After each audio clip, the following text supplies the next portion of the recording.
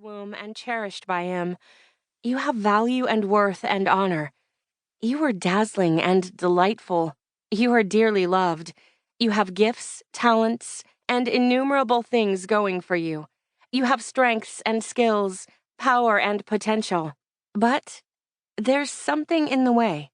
Something that limits our freedom, confuses our purpose, steals our joy. No matter what great things we have going for us, this thing constantly lurks on the fringe of our attention, subtly inhibiting, hindering, holding us back. For Naaman, it was leprosy. For some, it's crippling fear.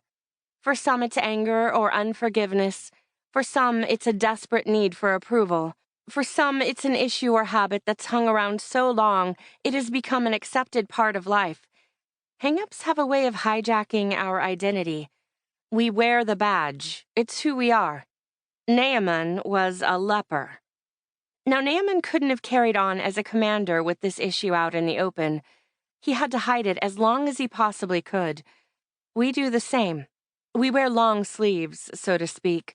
We know how to compensate for that weakness we've had with us for such a long time. We can still cope and manage life pretty well. Perhaps it's no big deal. So we just shrug our shoulders and pretend it doesn't bother us that much. But deep down, we know there is something not quite right. Something that subtly robs our peace and joy. Something that clings to us and keeps us bound. Something we just can't kick. And like leprosy, it spreads. Left alone, our hidden heart sickness always spreads. We think we're fine. We look fine. Sailing along in our long sleeves. But then that one thing, that person, that comment, that one hormonal moment yanks off our protective layer, and we realize the problem is still there.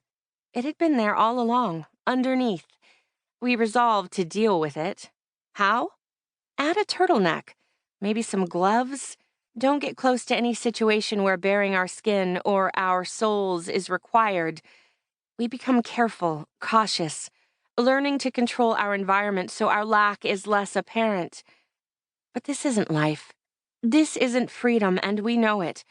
Somewhere deep down, we know, this isn't the me I was created to be. This isn't the life I was meant to live. If you identify at all, great. You're in good company. My hope is that we're all a bit fed up with this. My hope is that we'll finally say, you know what? I've had it up to here with turtlenecks, and I'm sick of wearing gloves. I'm done with settling for surface solutions to my deep down issues. I can't control this situation, and I hate feeling stuck. No matter what it takes, I want to be healed. I want to be whole. I want to be changed from the inside out. I want to be free.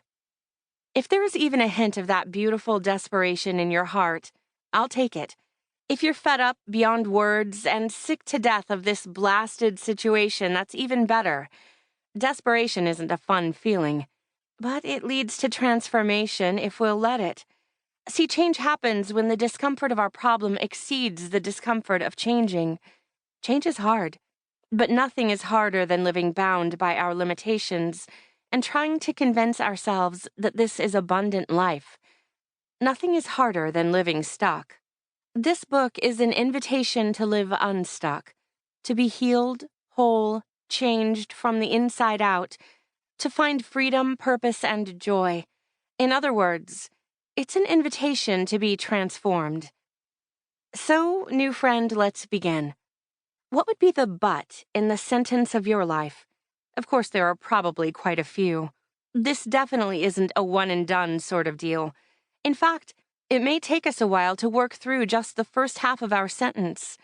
We need to know who we are before we can tackle what we're not. Don't worry, we'll work on that too. Just relax and write in pencil your initial sentence. There will be more, but we need one to begin with. God changes our lives one sentence at a time. Now here's the thing. We all long to see transformation in our lives and in this world, but often we miss the most powerful catalyst for effecting true transformation in our lives, the dirty waters of daily life. See, Naaman was desperate for healing, so when he hears about the powerful prophet Elisha, he quickly speeds off.